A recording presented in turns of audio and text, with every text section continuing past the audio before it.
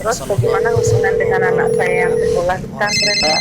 Ini mau nanya. Kita sudah bersuci atau berwudu, Terima kasih kemudian Bapak. bersama wudhunya batal. Wudhunya batal. Bismillah, Assalamualaikum warahmatullahi wabarakatuh. Alhamdulillah, salatu wassalamu ala rasulillah wa ala alihi wa sahbihi wa mawalah wa la hawla wa la quwata illa billah ma ba'd. Masyarul muslimin, rahimani wa rahimakumullah, para pemirsa Fata TV yang insyaAllah dimuliakan oleh Allah Azza wa Jalla. Ahlan wa sahlan wa marhaban bikum, kami ucapkan kepada para pemirsa Fata TV dimanapun Anda berada. Alhamdulillah, kembali kita diberikan kesempatan untuk bertegur sapa kembali melalui program live interaktif Fatwa TV kesayangan kita semua. InsyaAllah pada kesempatan kali ini bertemakan meneladani akhlak Rasulullah sallallahu alaihi wasallam. InsyaAllah akan dibimbing oleh Al-Ustaz Dr. Sufyan ibn Fuad Baswedan hafidhallahu ta'ala, dan Alhamdulillah kita telah terhubung bersama Al-Ustaz Dr. Sufyan Baswedan melalui studio Fatwa TV Solo. Mari sama-sama kita sapa beliau terlebih dahulu. Ya. Assalamualaikum warahmatullahi wabarakatuh. Ustaz. Waalaikumsalam warahmatullahi wabarakatuh. Kaifal akhbar Ustaz? Gimana kabarnya Ustaz? Alhamdulillah. Baik Ustaz, mungkin insyaAllah kita akan meminta kesediaan waktu Ustaz selama 1 jam mendatang Ustaz, untuk kemudian nantinya menjawab pertanyaan para pemirsa Fatwa TV Ustaz. Ya, insyaallah biidznillah. Syukran Ustaz atas kesediaannya. Ya. Kemudian ingin kami sampaikan kepada para pemirsa Fatwa TV dimanapun Anda berada, bahwasanya program live interaktif Fatwa TV memungkinkan para pemirsa untuk bisa bertanya langsung kepada Ustaz Dr. Sufyan Baswedan, tentunya dengan tema yang telah kita tentukan, yaitu meneladani akhlak Rasulullah sallallahu alaihi wasallam. Jadi jika kiranya nantinya pemirsa ingin bertanya kepada Al-Ustaz Dr. Sufyan bin Fuad Baswedan, mohon untuk kemudian pertanyaannya disesuaikan dengan tema yang telah kita tentukan, dan bisa menghubungi nomor layanan kami melalui WhatsApp call di 082170006087. Kami ulangi sekali lagi, bagi para pemirsa Fatwa TV yang ingin menggunakan layanan live interaktif kami bisa menghubungi WhatsApp call melalui nomor 082170006087. Ya, dan kami hanya menerima WhatsApp call dan tidak menerima WA, maksud kami tidak menerima WhatsApp chat. Jadi jangan dikirimkan pertanyaan melalui chat WhatsApp-nya, akan tetapi silakan menghubungi nomor untuk kemudian langsung bertanya langsung kepada Al-Ustaz Dr. Sufyan bin Fuad Baswedan hafidhallahu ta'ala. Kemudian kami ingin mengajak juga para pemirsa Fatwa TV dimanapun Anda berada untuk bisa berjuang bersama kami menyebarkan dakwah Islam ini melalui rekening aktif yang bisa Anda saksikan melalui layar kaca televisi Anda semuanya. Ya. Kemudian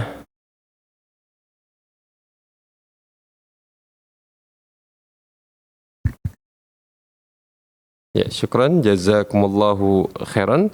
Dan sebelum kita membuka layanan live interaktif kita pada kesempatan kali ini, kami juga ingin menyapa para pemirsa Fatwa TV yang ikut menyimak acara ini melalui radio. Ahlan wa sahlan wa marhaban bikum.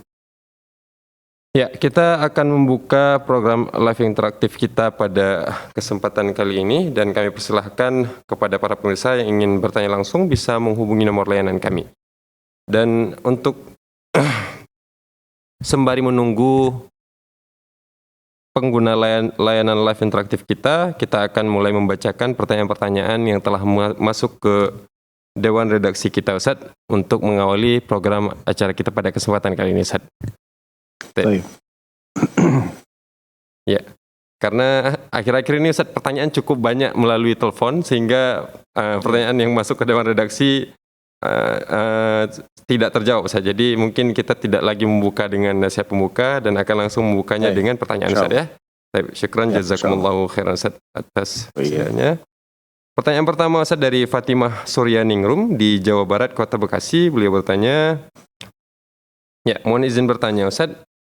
Sekarang ini fashion jilbab banyak sekali, dan ada yang sering dipakai akhwat adalah khimar yang menampakkan alis dan keningnya, walaupun khimar cadar, dan untuk menutupi kening dan alisnya dengan kacamata besar yang bermodel. dan tambah aksesoris dengan topi. Bagaimana menurut pandangan syariat dengan hal tersebut? Ustaz, syukran, jazakumullahu khairan. Ya, bismillah, alhamdulillah, wassalatu wassalamu ala khairi khalqillah Muhammad bin Abdullah wa ala alihi wa sahbihi man wala amma ba'd.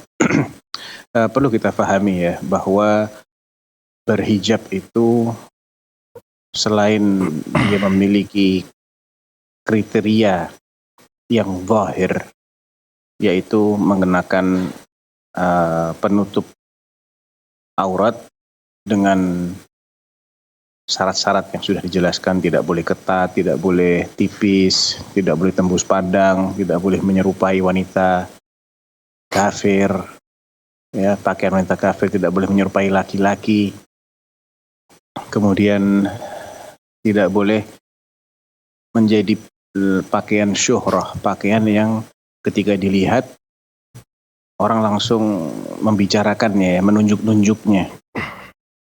Pakaian yang tidak ada duanya sehingga menjadi pusat perhatian. Ya, ini kriteria-kriteria yang bersifat zahir. Namun seorang wanita juga tidak boleh melakukan hal-hal yang mengundang, yang bisa menggoda lawan jenis. Seperti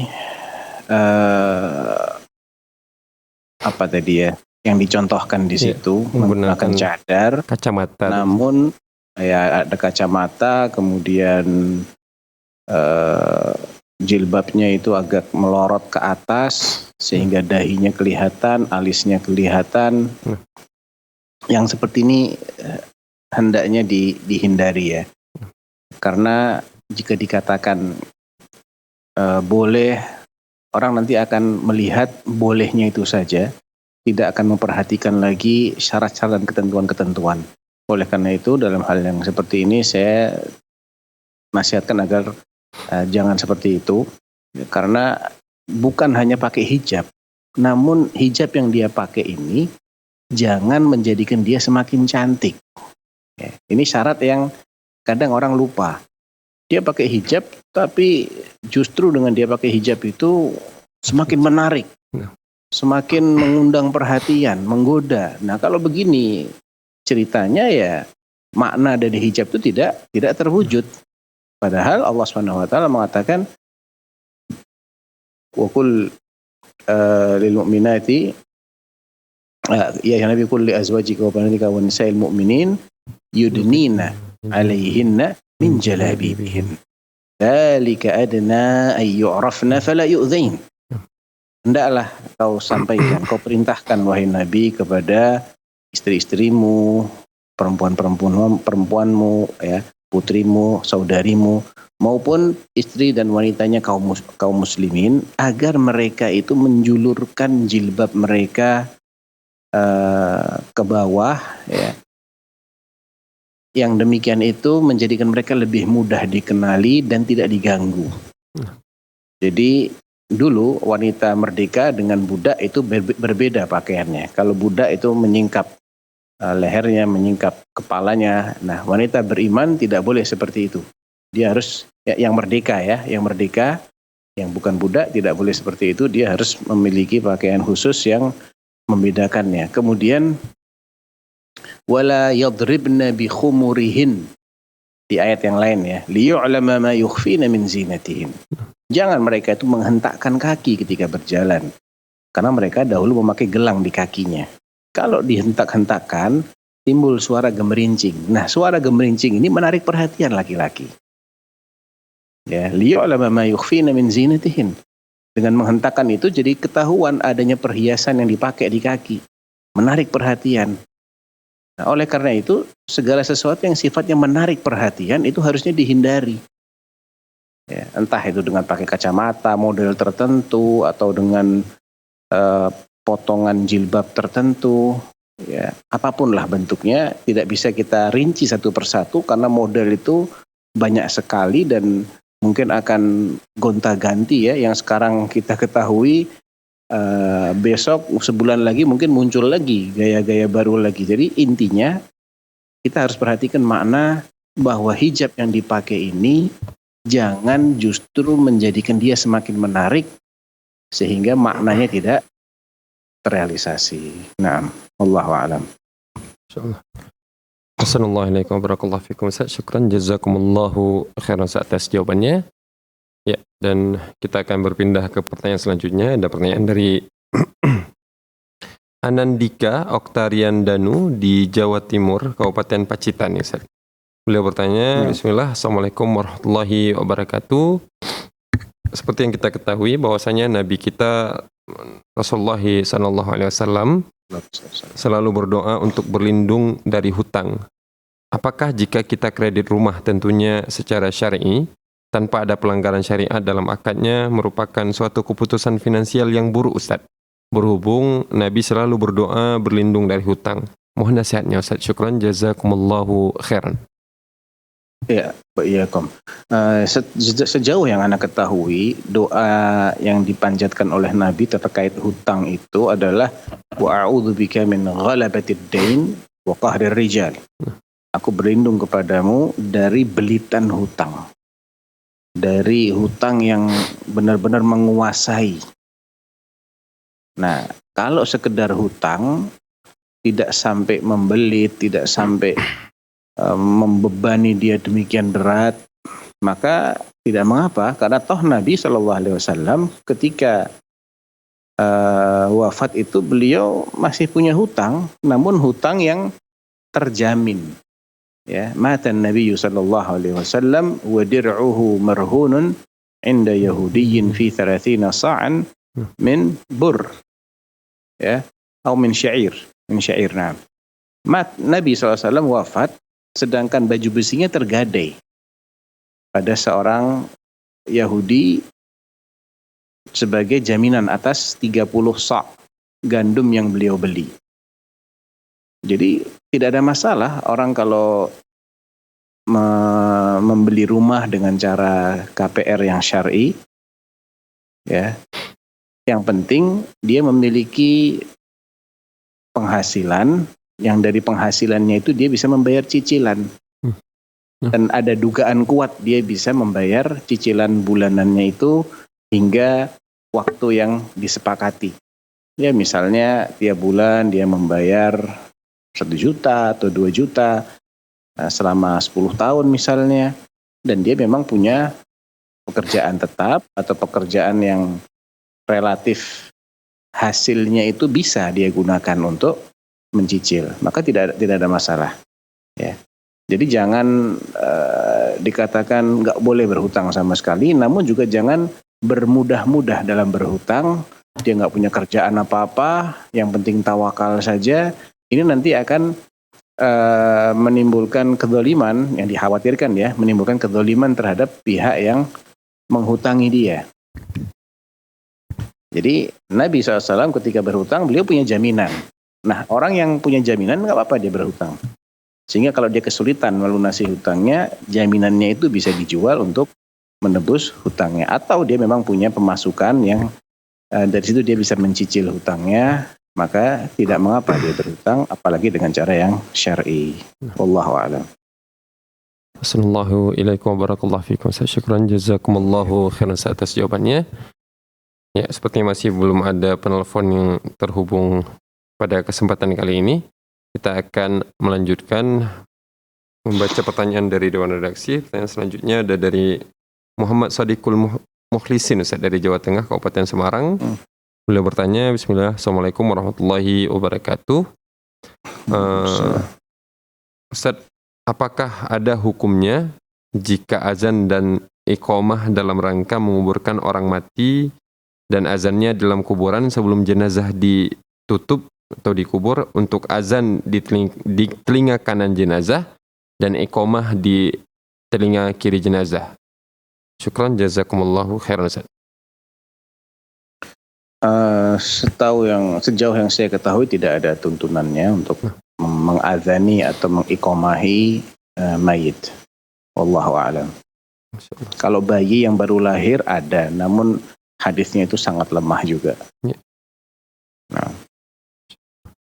Syukran jazakumullahu khairan. Ya.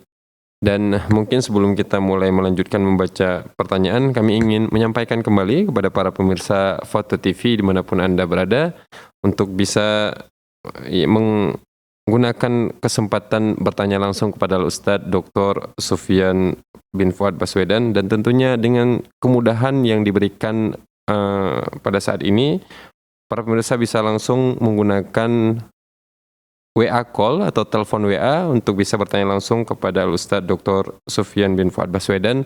Tentunya pertanyaan yang sesuai dengan tema yang telah kita tentukan. Ya, dan bagi para pemirsa yang ingin bertanya langsung bisa menghubungi nomor WA kami di 0821 7000 6087. Ya, kami ulangi sekali lagi bagi para pemirsa yang ingin bertanya langsung kepada Al-Ustadz Dr. Sufyan bin Fuad Baswedan bisa menghubungi nomor layanan kami di 0821 7000 6087. Syukran, jazakumullahu khairan. Kita akan melanjutkan membacakan pertanyaan yang telah masuk di Dewan Redaksi. Pertanyaan selanjutnya saya dari Muhammad Azim Zulfadli di Jawa Timur, Kabupaten Sidoarjo. Ya.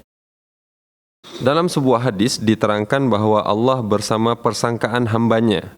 Bagaimanakah pemahaman yang benar terkait hadis tersebut? Karena sekilas maknanya seolah persangkaan hamba yang mengatur. Afwan Ustaz, subhanallah, wal'iyadzubillah, jazakumullahu khairan. Iya. Maksud dari hadis ana ma'a dhanni abdi. Ya. Aku bersama persangkaan hambaku. Itu bukan berarti kita hanya berangan-angan lalu kita mendapatkan apa yang kita angan-angankan tanpa melakukan sebab-sebabnya. Ya. Misal nih, orang yakin Allah itu pengampun, Allah itu penyayang.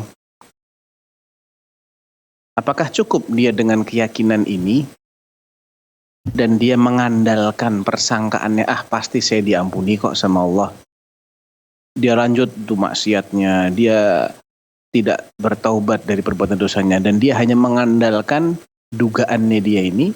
Jelas orang-orang yang seperti ini dia tidak sesuai dengan apa yang Allah perintahkan.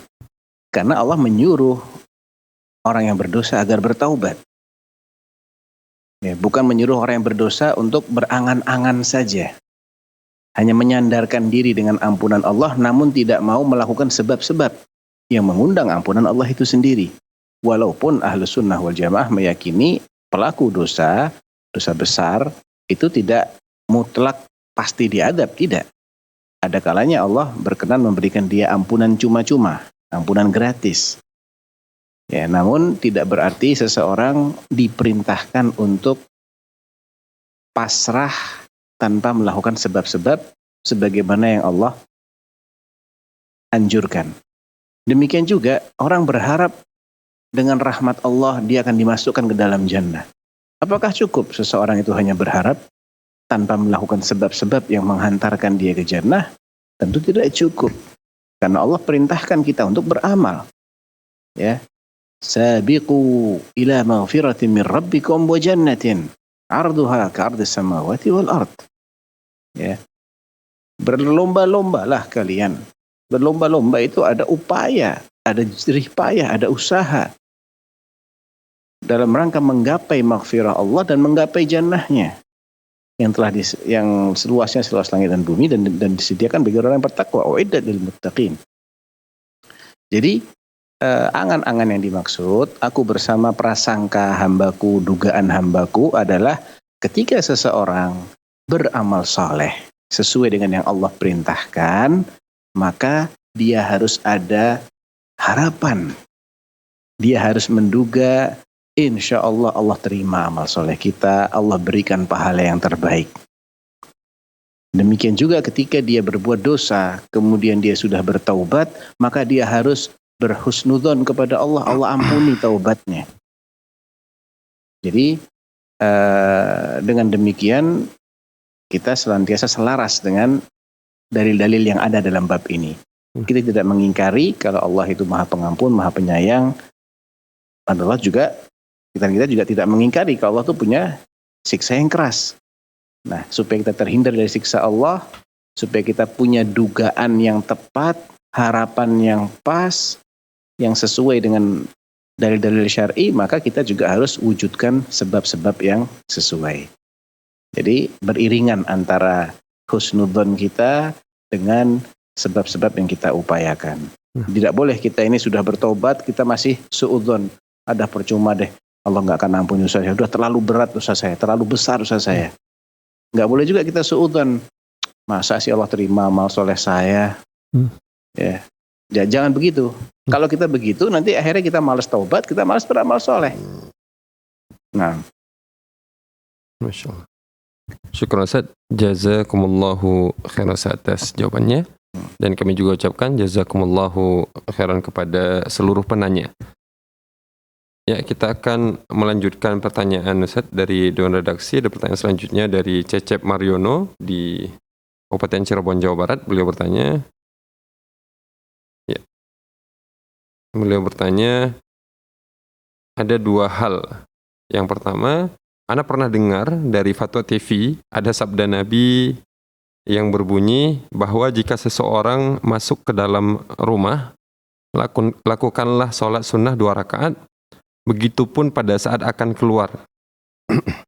Pertanyaannya, sholat 2 rakaat tersebut bolehkah Ana lakukan setelah Ana pulang dari masjid mengerjakan sholat asar berjamaah? Mengingat adanya larangan waktu sholat setelah asar. Kemudian yang kedua, apakah yang dimaksud dengan larangan waktu sholat? Baik, jadi pertanyaannya ada 2 ya. Iya, benar. Ada sholat ketika seseorang masuk ke dalam rumah. Nah, boleh nggak sholat itu dikerjakan setelah seseorang sholat asar berjamaah, mengingat ada larangan. Benar. Pertama, saya tidak tahu itu sholat apa itu yang dimaksud. Sholat ketika masuk rumah. Terus terang saya tidak tahu apakah memang ada syariat yang seperti itu, ataukah itu mungkin sholat lain ya, namun penanyanya memahaminya dengan seperti itu, padahal yang dimaksud bukan itu. Saya tidak tahu terus terang.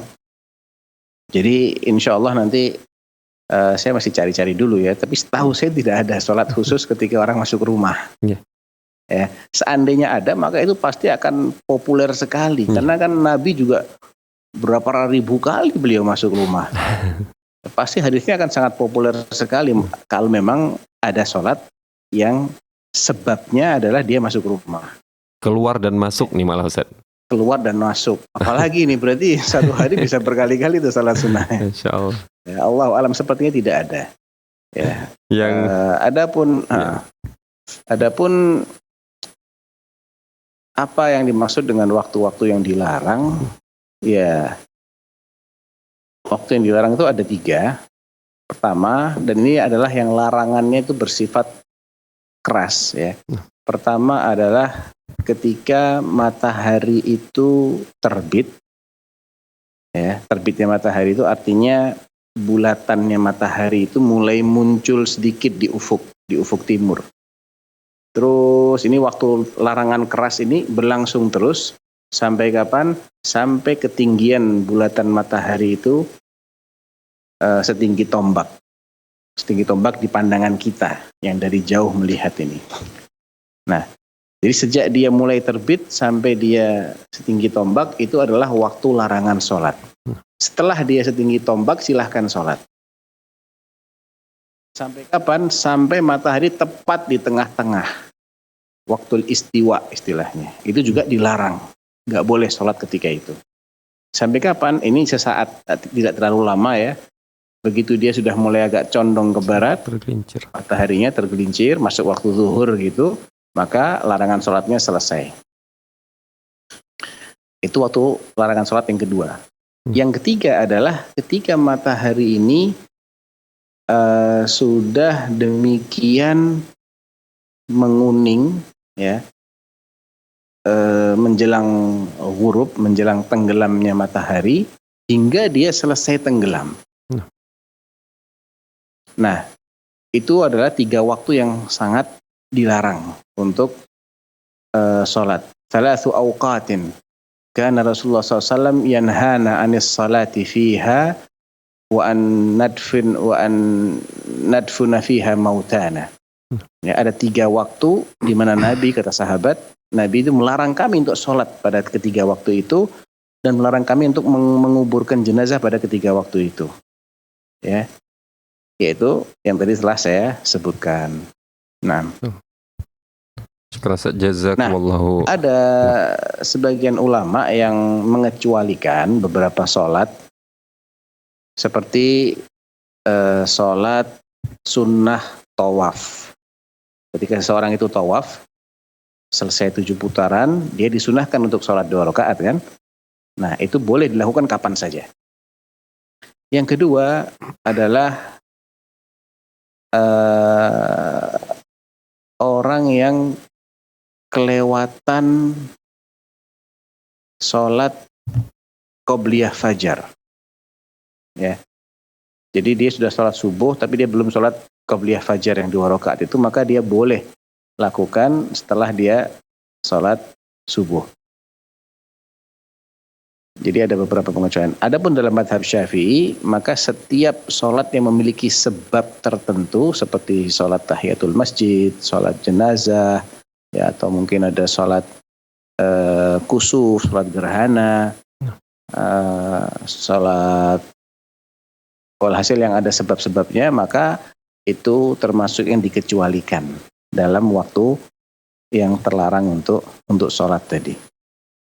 Nah, Assalamualaikum warahmatullahi wabarakatuh. Ustaz, jazakumullahu khairan atas jawabannya. Ya, kita akan melanjutkan pertanyaan selanjutnya, Ustaz, dari Darmawati di Jawa Barat, Kota Bekasi, Ustaz. Pertanyaannya, beliau ingin menanyakan tentang perihal zakat mal. Saya baru tunaikan di akhir Ramadan tahun lalu dan saya membaginya ke beberapa pihak, ke sanak saudara dan keluarga yang kurang berkecukupan kehidupannya dengan nominal yang berbeda-beda. Dan sisanya saya serahkan ke amil zakat. Apakah itu diperbolehkan, Ustaz? Karena saya baru mengetahui ternyata lebih baik jika diberikan ke yang membutuhkan untuk kebutuhan 1 tahun. Dan bagaimana status zakat mal saya, Ustaz? Syukran, jazakumullahu khairan. Ya, pertama, kalau memang karib kerabat yang antum beri zakat itu memang mustahik zakat, karena kefakirannya, atau karena kemiskinannya, atau karena alasan lain yang dijelaskan dalam Al-Quran, yang 8 golongan itu, maka zakat antum sah. Adapun apakah lebih baik memberikan zakat untuk menutup kebutuhan setahun, ya melihat kebutuhan itu sendiri dan ketersediaan zakatnya itu sendiri ya. Misalnya seseorang kalau dia ingin memberikan kepada kerabatnya untuk setahun penuh, maka mungkin hanya bisa untuk menutup kebutuhan 1 atau 2 orang saja di antara kerabatnya. Sedangkan kerabatnya yang membutuhkan ada banyak, misalnya ada 10 orang misalnya ya.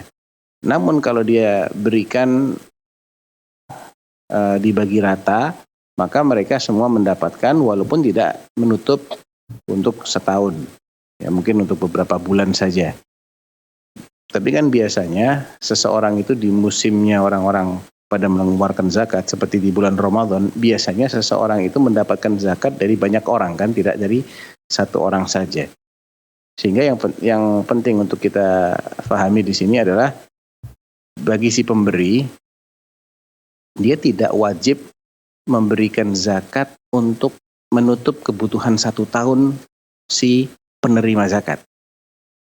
Yang penting zakat yang harus dia keluarkan itu sudah dia keluarkan dan dia mengeluarkannya, menyerahkannya kepada orang-orang yang berhak menerima atau kepada amil zakat sebagai perwakilan.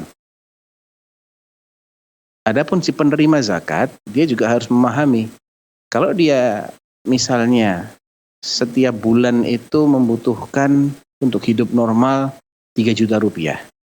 Sedangkan penghasilan dia hanya 2 juta. Berarti masih kekurangan 1 juta setiap bulannya. Kalau dikali 12 berarti setahun dia kekurangan 12 juta. Ketika dia sudah mendapatkan uluran zakat ya, entah itu dari 1 orang, 2 orang, 3 atau lebih, yang nominalnya sudah mencapai 12 juta, berarti dia sudah tidak boleh lagi minta zakat kepada orang lain. Sudah tercukupi dia untuk 1 tahun. Jadi ini juga harus difahami oleh si penerima zakat. Karena boleh jadi dia kita kasih, ya, kemudian besok tahun depan kita kasih lagi. Tapi kalau dia dapat dari banyak orang, maka setelah dia mencapai kebutuhan normalnya yang perlu dia tutup itu, dia sudah tidak berhak lagi menerima zakat untuk sampai 1 tahun berikutnya.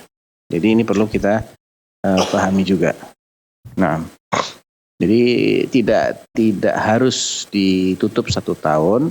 Kalau mau ditutup 1 tahun, karena kebetulan mungkin kerabatnya tidak banyak yang membutuhkan dan dia bisa cukupkan yang 1 ini, maka itu bagus. Dia tidak perlu lagi minta-minta ke orang lain. Nah, Syukran Ustaz, jazakumullahu khairan, ahsanallahu ilaikum wa barakallahu fikum Ustaz. oh iya.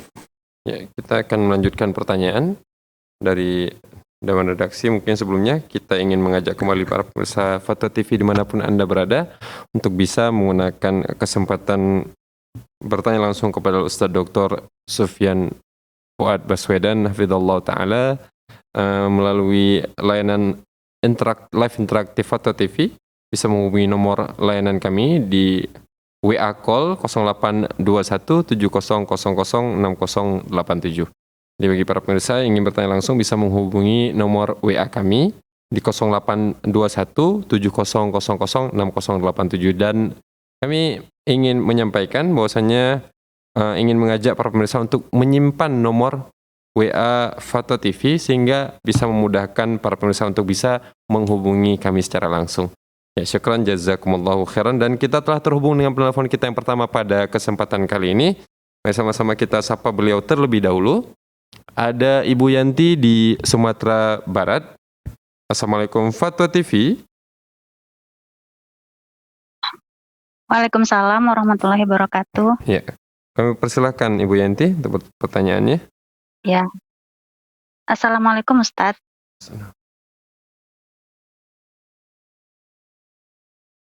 Silakan, Bu Yanti. Adakah pendapat yang rojih tentang bolehnya membaca doa-doa yang terdapat dalam Al-Quran dibaca di waktu sujud atau sebelum salam, Ustadz? Ya. Barakallahu fiikum. Assalamualaikum warahmatullahi wabarakatuh. Afwan, tadi pertanyaan terputus nggak dari awal? Coba diulang. Ya, bisa diulang kembali, Bu Yanti? Adakah pendapat yang rojih tentang bolehnya membaca doa-doa yang terdapat dalam Al-Quran dibaca di waktu sujud atau sebelum salam, Ustadz? Ya. Baik. Jazakallah khair. Assalamualaikum warahmatullahi wabarakatuh. Waalaikumsalam warahmatullahi wabarakatuh. Waalaikumsalam warahmatullahi wabarakatuh. Jadi memang dalam hal ini adanya larangan untuk membaca Al-Quran ketika sujud. Itu jelas hadisnya ya.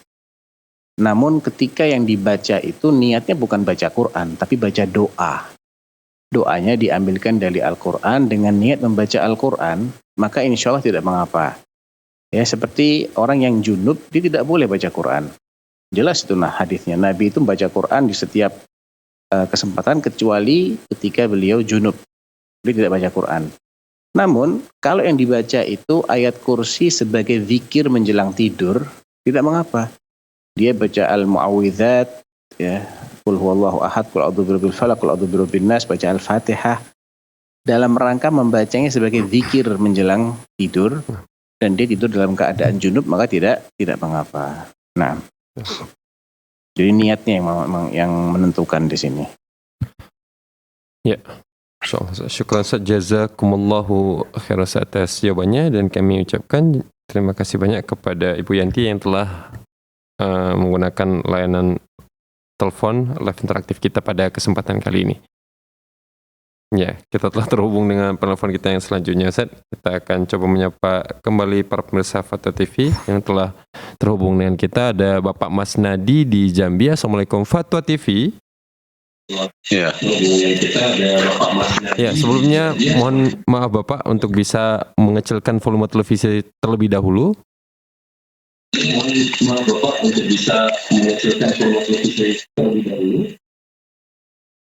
Ya. Assalamualaikum Ustaz. Assalamualaikum. Waalaikumsalam warahmatullahi wabarakatuh. Ya, Nah, saya mau tanya, saya ini memang hobi saya lihat ceramah di TV, di YouTube, di dalam HP.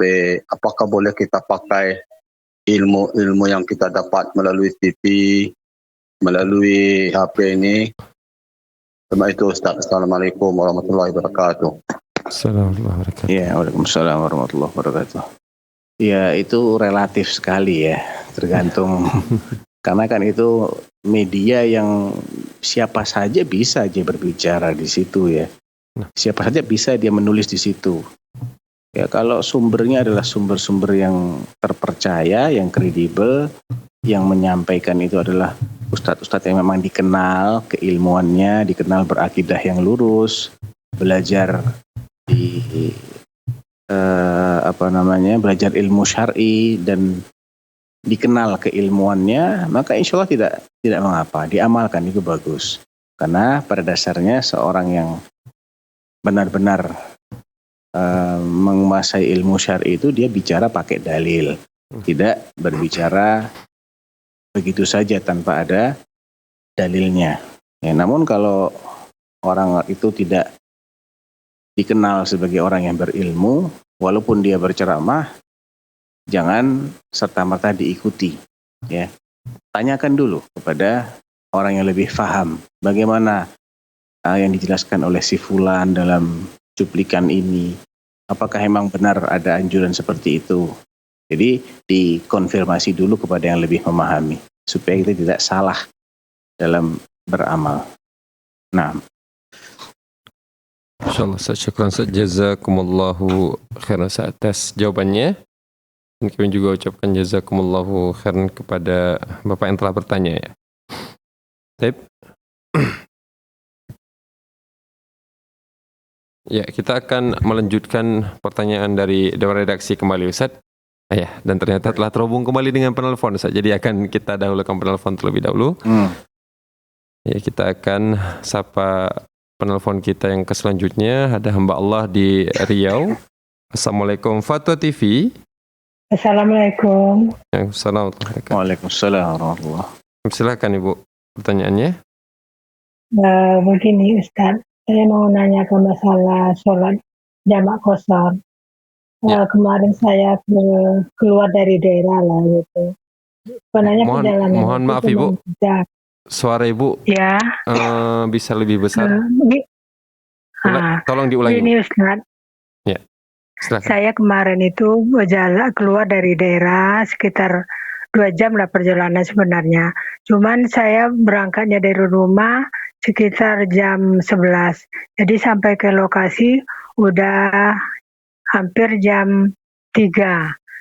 Jadi apakah boleh jadi kemarin itu saya sudah menjamaknya. Soalnya kalau mau sholat zuhur dulu jam 3 kan udah habis keburu waktu kan.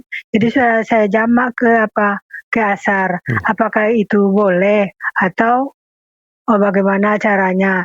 Karena kalau saya kan masuk langsung waktu asarnya waktu itu. Jadi saya mengambil inisiatif untuk menjamak saja.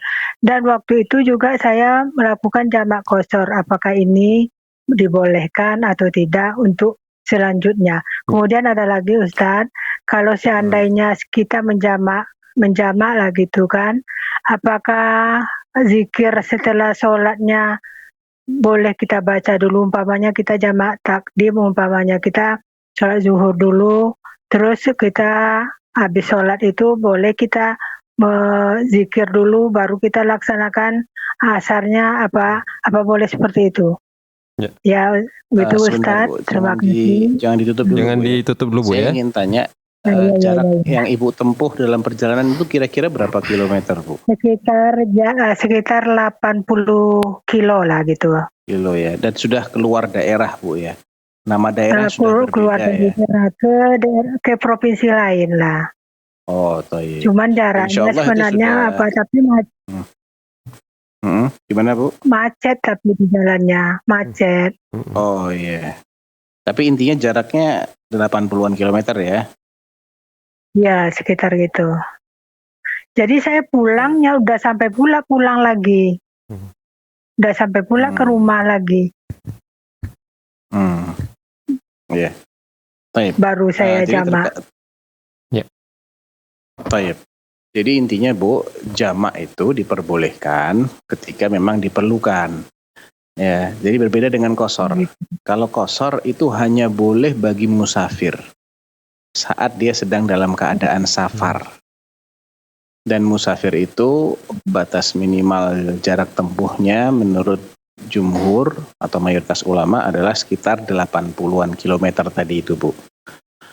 Nah, gitu ya. tapi kalau dia tidak dalam keadaan safar, dia bukan musafir, dia boleh melakukan jamak, khusus jamaknya, ya menggabungkan sholat duhur dengan sholat asar, baik di waktu duhur atau di waktu asar, itu namanya jamak. Tapi tetap 4 rakaat. Nah, jamak itu boleh dilakukan baik oleh orang yang safar itu sendiri, yang musafir, atau oleh orang yang sakit, ya, atau karena ada kebutuhan, misal nih, takut terjebak macet dalam perjalanan. Biasanya di kota-kota besar, orang itu kalau pulang di jam-jamnya orang pulang kantor, macet. Dan itu bisa berjam-jam. Nah, dia pulangnya Jadi itu sudah masuk waktu asar, atau misalnya dia pulangnya sebelum asar, dan kalau dia tidak jamak sholat asar di waktu zuhur, ada kemungkinan dia sampai rumahnya sudah maghrib, hilang waktu asarnya. Nah, ini dia diperbolehkan untuk menjamak, walaupun jarak tempuhnya tidak 80 km. Ya, namun karena ada kebutuhan-kebutuhan seperti itu, diperbolehkan dia melakukan jamak. Begitu Bu. Jamak. Ya, terima kasih. Ya, Terus tadi yang doa tadi, ada zikir tadi. Kemudian bagi yang sudah melakukan sholat jamak,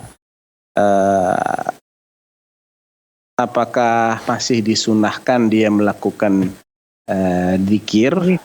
Ya, itu tidak ada perbedaan Bu sebetulnya. Kalau orang ingin melakukan zikir setelah dia menjamak tidak ada masalah. Namun dia tidak melakukan juga nggak ada masalah, karena pada dasarnya zikir selepas sholat itu hukumnya sunnah, tidak wajib. Begitu Bu. Ya, terima kasih Ustaz. Assalamualaikum warahmatullahi wabarakatuh. Waalaikumsalam. Waalaikumsalam warahmatullahi wabarakatuh. Syukran Ustaz, jazakumullahu khairan atas jawabannya. Dan kami juga ucapkan jazakumullahu khairan kepada ibu yang telah bertanya. Ya, masih ada waktu sekitar 5 menitan lagi Ustaz, kita akan optimalkan dengan membacakan pertanyaan dari Dewan Redaksi. Pertanyaan dari Ummu Zubair di Kota Tangerang, Banten. Ya, beliau bertanya, jika suami saya meninggal, siapakah dan bagaimanakah urutannya yang berkewajiban memberikan nafkah kepada saya dan anak-anak? Saya ibu rumah tangga yang masih hidup, ada bapak ibu kandung saya, kemudian bapak ibu mertua saya, kemudian kakak laki-laki suami saya, kemudian kakak dan adik kandung laki-laki saya. Qadarullah, adik kakak saya dan suami saya memang laki-laki semua. Jazakallahu khairan. Barakallahu fikum. Iya, fikum barakallah.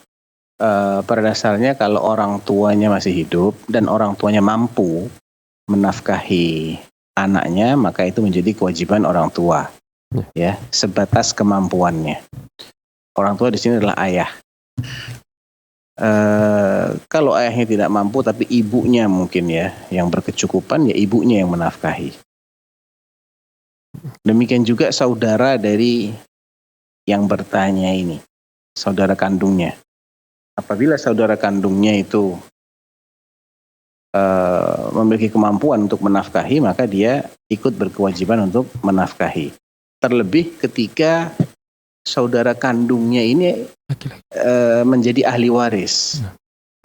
Dan itu terjadi manakala si ibu yang bertanya ini dia tidak punya anak laki. Anaknya perempuan semua misalnya. Berarti kan saudara-saudaranya akan menjadi asobah. Ya. Asobah itu termasuk ahli waris. Yang laki-laki berkewajiban ikut menanggung nafkahnya, karena dia juga kalau yang dinafkahi ini meninggal, dia jadi ahli warisnya gitu. Oleh karena itu ini seperti itu pembagian tanggung jawab. Jadi bapak masih punya kewajiban kalau mampu. Demikian juga saudara, kalau dia mampu, apalagi dia adalah ahli waris, maka dia wajib ikut menafkahi saudaranya atau saudarinya sesuai dengan kemampuannya. Nah, Bagaimana dengan anak-anaknya, Ustaz?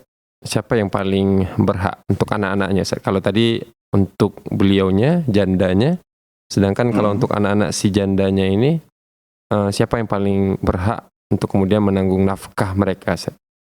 Yang paling berkewajiban ya. Paling berhak, benar, berkewajiban menanggung nafkahnya. Ya sama saja sih sebetulnya kalau anak-anak ini adalah keponakannya dia dan dia juga menjadi ahli waris, kan paman itu bisa jadi ahli waris ya, paman laki-laki ya. Bahasa Arabnya itu bisa menjadi ahli waris.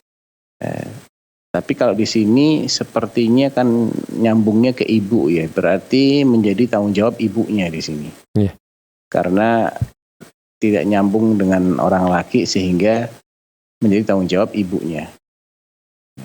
Itu kalau kita bicara siapa yang wajib ya. Namun kan kita ada istilahnya aturan moral yang semua orang paham lah ya. Yang namanya kerabat tetap lebih berhak daripada yang bukan kerabat. Wa ulul arham ba'duhum aula bi ba'din fi kitabillah. Mereka yang ada hubungan rahim itu lebih berhak ya satu sama lain, lebih berkewajiban juga satu sama lain sebagaimana diatur dalam kitabullah. Oleh karena itu utamakan mereka walaupun mungkin tidak menjadi kewajiban secara syar'i, namun itu adalah pesan yang sifatnya kekeluargaan yang Allah perintahkan kita untuk menjaganya. Ya, untuk kita berbuat ma'ruf kepada karib kerabat kita. Jadi itu tanggungan ibunya sebetulnya. Namun karena ibunya juga tidak mampu, maka nanti melalui ibunya, si ibu ini ikut menafkahi anak-anak. Jadi nafkah yang menjadi haknya si ibu itu otomatis akan nyambung ke anak-anaknya. Nah, kalau nggak mampu juga ya dicarikan zakat, gimana lagi gitu ya. Mereka berhak mendapatkan zakat berarti. Jadi selain mereka, dari kaum muslimin mereka berhak mendapatkan zakat. Seandainya memang keluarganya sendiri tidak mampu untuk menafkahi. Begitu. Assalamualaikum warahmatullahi wabarakatuh, Ustaz, atas jawabannya, dan kita akan optimalkan waktu sisa kita untuk satu penelpon lagi. Saya ada Bapak Firman dari Jambi. Assalamualaikum Fatwa TV. Assalamualaikum warahmatullahi wabarakatuh. Waalaikumsalam warahmatullahi wabarakatuh. Ya, silakan Bapak. Ya, Pak Roji. Iya. Begini Ustaz, saya ada pertanyaan seperti ini Ustaz. Qadarullah saya kan tinggal di komplek perumahan itu Ustaz. Jadi saya kan rutin sholat di masjid di komplek saya. Cuman ini kalau pada waktu sholat maghrib itu Ustaz, sholat maghrib kan anak-anak banyak di masjid. Jadi suasana waktu sholat berjamaah pas dilaksanakan itu anak-anak ini ribut Ustaz. Karulah saya pernah masbuk, datang masbuk gitu kan di rakaat kedua. Karena saya masuk anak-anak dalam keadaan ribut, ya saya tertibkanlah anak-anak ini. Alhamdulillah mereka tertib. Cuma tertibnya sementara menjelang saya sholat Ustaz. Itu setelah saya sholat, mereka ribut lagi, anak-anak ini. Memang ramai lagi Ustaz. Ributnya itu memang kalau bagi saya itu sungguh ganggu Ustaz. Saya kira pun kalau imamnya pun kayaknya sangat terganggu sekali dengan kondisi yang seperti ini.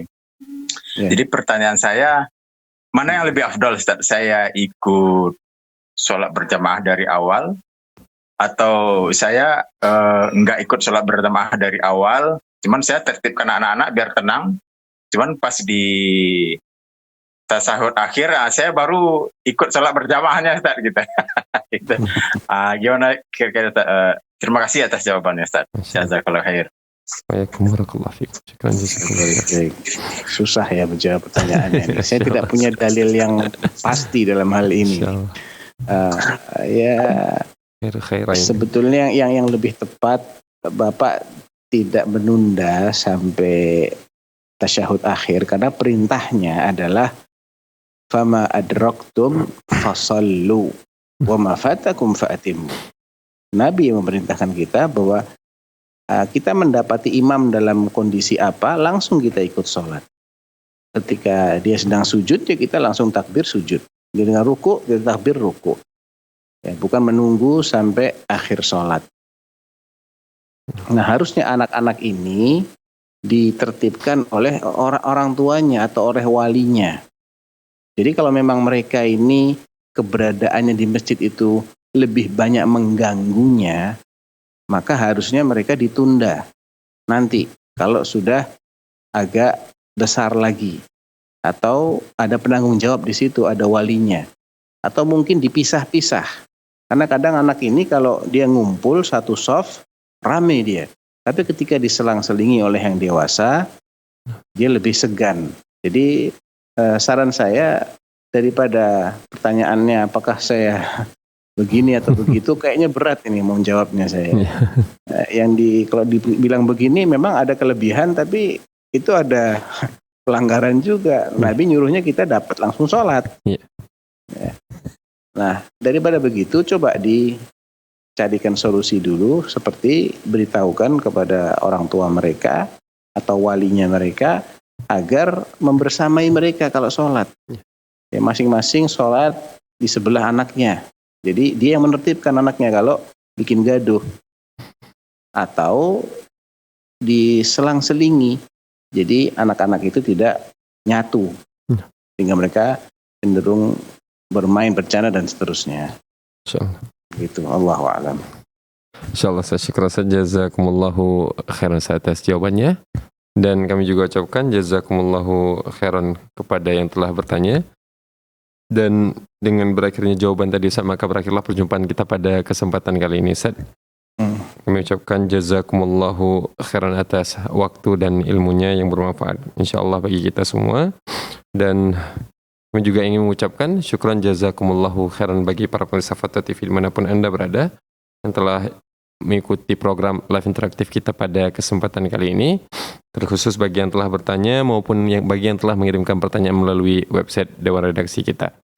Mengucapkan jazakumullahu khairan sekali lagi.